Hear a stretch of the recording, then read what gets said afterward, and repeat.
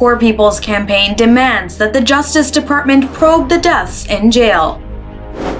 New Jersey parents advocate for Eid to become a school holiday. Moderna's 2022 Windfall a result of pandemic profiteering. 100 cities and towns affected by earthquake in Syria. Crackdown on child marriage in Assam targets Muslims. Art Dubai to bring art lovers together.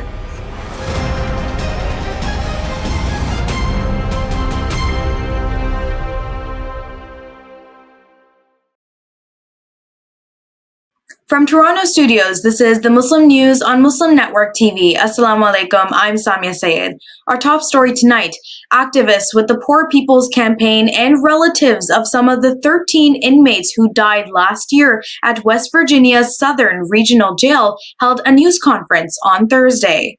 They implored the Biden administration to investigate conditions at the jail and the deaths of more than 100 prisoners in state jails during the last 10 years. Current and former prisoners have filed a new class action lawsuit over conditions in the jail. It alleges inmates are denied access to drinking water, face dangerous overcrowding, mold, human sewage, toilet water, rats, sexual assault, and other forms of violence. Bishop William J. Barber II, co-chair of the Poor People's Campaign, called for a full and independent investigation by the Justice Department. In one case, a man jailed at Southern Regional Jail for littering and missing a court date died 81 days after his arrest. In another, a woman died after she was brutally beaten and literally torn apart by inmates looking for drugs in her private parts. Massachusetts-based pharmaceutical giant Moderna reported Thursday that it generated more than $19 billion in revenue and $8.4 billion in profits in 2022.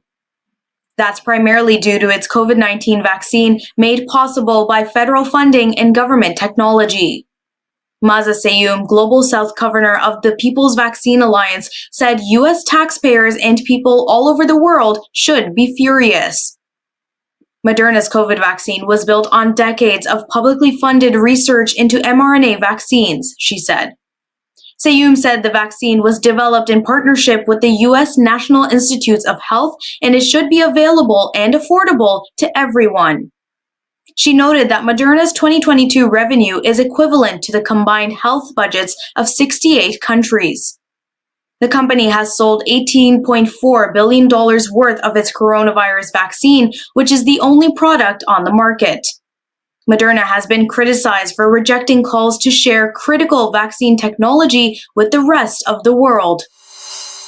U.S. Transportation Secretary Pete Buttigieg voiced regret Thursday over his muted response to a toxic train derailment in Ohio earlier this month. Buttigieg pushed for safety reforms while addressing residents' fears over possible contamination of their air and water. Federal investigators have released their preliminary findings on the February 3rd accident in the village of East Palestine. They determined a wheel bearing had overheated moments before the crash near the Pennsylvania border. The White House has come under fire from Republicans over the pace of the administration's response. Muslim parents in East Brunswick, New Jersey, approached the school board seeking parity with other faiths in recognition of Islamic festivals as school holidays. Dr. Uzma Syed, president of the Eid Holiday Coalition, said Muslim American students need to feel a sense of belonging within their school environment. Syed's organization is dedicated to helping parents nationwide advocate for Islamic holidays to be a part of the school calendar. She said many American Muslim students face unfair challenges when forced to choose between their education and celebrating their faith with family. Nebraska is debating on how to honor Malcolm X, who was born in Nebraska. The public hearing before the Government, Military, and Veterans Affairs Committee drew a dozen people to testify in favor of Legislative Bill 53. It requests the state to observe May 19th as El-Hajj Malik al-Shabazz, or Malcolm X Day. That is the civil rights leader's birthday.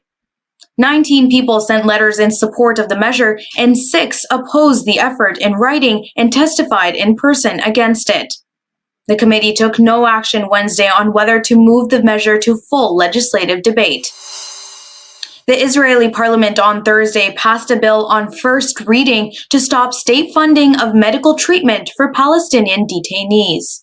Public broadcaster Can reported the bill would prohibit state funding of unnecessary medical treatment, including cosmetic treatment, for Palestinian prisoners. The measure still needs to go through 2 more rounds of voting before becoming the law. Kadura Faris, head of the Palestinian Prisoner Society NGO, decried the legislation as a violation of rights of Palestinian detainees. He said international laws and norms guarantee the right to medical treatment and health care to prisoners. Faris added that there are nearly 200 Palestinian detainees who suffer from chronic diseases and 24 who are diagnosed with cancer. Palestinian figures show that there are over 4,700 Palestinian detainees in Israeli jails, including 160 children and 29 women. The Lashin corridor, the only land route giving Armenia direct access to Nagorno-Karabakh, has been blocked since December 12th. The United Nations highest court has now ordered Azerbaijan to remove a roadblock from the corridor. Wednesday's ruling was handed down just over 2 years from the end of a war between the nations in Nagorno-Karabakh that killed about 6,800 soldiers and displaced 90,000 civilians. The International Court of Justice gave its ruling with a 13-2 majority. A story on 100 cities and towns affected by earthquakes in Syria comes with details after the break, so stay tuned and we will be right back. Welcome back. In Syria, engineers are carefully assessing the safety of buildings in the northwestern part of the country, which was devastated by earthquakes this month. This follows over a decade of civil war and bombardments that have already destroyed countless homes and hospitals. In the city of Idlib, the Syrian Engineers Association is working with the local administration to check buildings that are still standing. They submitted reports to the authorities after every inspection to clarify whether a home is habitable, must be destroyed, or needs reinforcement. Authorities say over 100 cities, towns, and villages in that region alone were affected by the earthquakes. More than 800 buildings were demolished and over 5,000 damaged. Since then, hundreds of families in Idlib have been sheltering on agricultural land. Their homes were flattened or so damaged that they were rendered uninhabitable. In the UK city of Leeds, a National Health Service trust has apologized after Muslim and Jewish leaders complained of delays in the release of bodies from hospitals for burial. In Islam and Judaism, burials must take place within 24 hours of death. But lack of staff after hours and on weekends at hospitals have resulted in families struggling to secure the release from mortuaries outside of regular hours.